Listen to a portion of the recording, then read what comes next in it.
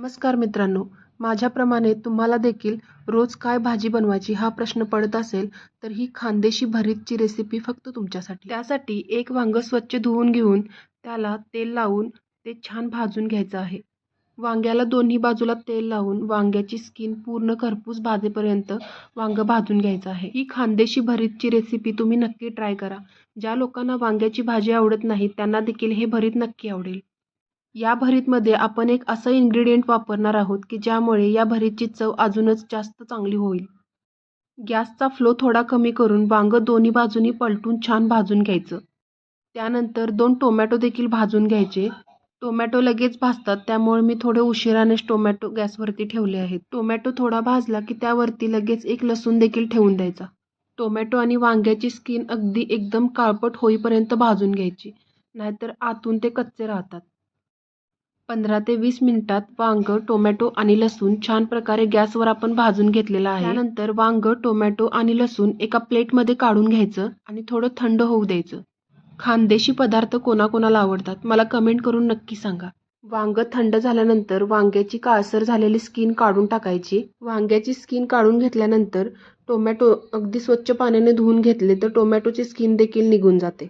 खानदेशसोबत विदर्भामध्ये देखील ही रेसिपी अगदी फेमस आहे आणि ही चवीने खाल्ली जाते. वांगं आणि टोमॅटोची स्किन रिमूव्ह केल्यानंतर ते दोन्हीसुद्धा स्वच्छ पाण्याने धुवून घ्यायचं आणि त्यानंतर वांगं अर्ध्यातून कट करायचं, कारण त्यामध्ये जर कीड वगैरे असेल तर आपल्याला समजून जाईल. वांग्याला पण एक 15 ते 20 मिनिटं गॅसवरती भाजून घेतलं होतं आणि आता तुम्ही वांगं कट केल्यानंतर बघू शकता की ते आतून देखील नीट शिजलेलं आहे. वांग्यामध्ये कुठे कीड वगैरे आहे का ते स्वच्छ आणि नीट चेक करून घ्यायचं आणि त्यानंतर वांगं मी दाखवल्याप्रमाणे बारीक चिरून घ्यायचं. वांगं चिरण्यापेक्षा पोटॅटो मॅशरने मॅश करून घेतलं, मोठं मॅश करून घेतलं तरीही चालेल. मी ते बारीक चिरून घेतलंय कारण की वांगं थोडंसं आतमधून अगदी थोडंसं कच्चं राहिलं होतं, त्यामुळे मी ते बारीक चिरून घेतलंय. त्यानंतर टोमॅटो देखील बारीक चिरून घ्यायचे आहेत. वांगं आणि टोमॅटो बारीक चिरून झाल्यानंतर आता आपण फोडणीची तयारी करून घेऊ. आता इथे एका प्लेटमध्ये आपण बारीक चिरून घेतलेलं वांगं घ्यायचं आहे.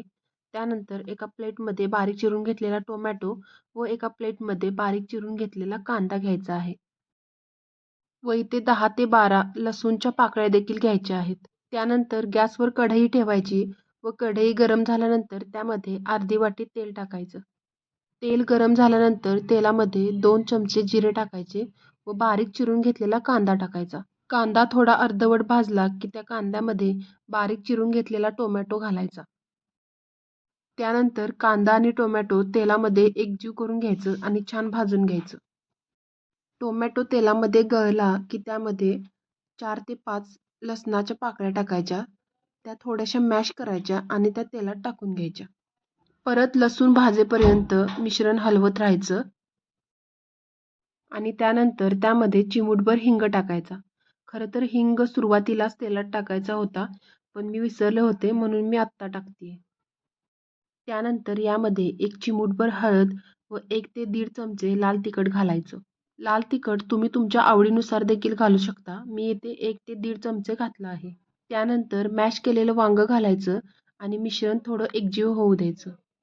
त्यानंतर यामध्ये आपण जे इन्ग्रेडियंट वापरणार होतो ते म्हणजे यामध्ये 1.5 ते 2 चमचे टोमॅटोचा सॉस घालायचा आहे, म्हणजेच टोमॅटोचा केचप घालायचा आहे.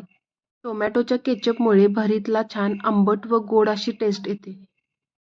वांगं थोडं कच्चं होतं म्हणून मी यामध्ये थोडंसं पाणी शिंपडून वांगं थोडंसं शिजेपर्यंत झाकून ठेवलं होतं आणि आता तुम्ही बघू शकता की वांगं देखील अगदी छान शिजलं आहे आणि आता यामध्ये 1 ते 1.5 चमचा टोमॅटोचा केचप देखील घातला आहे.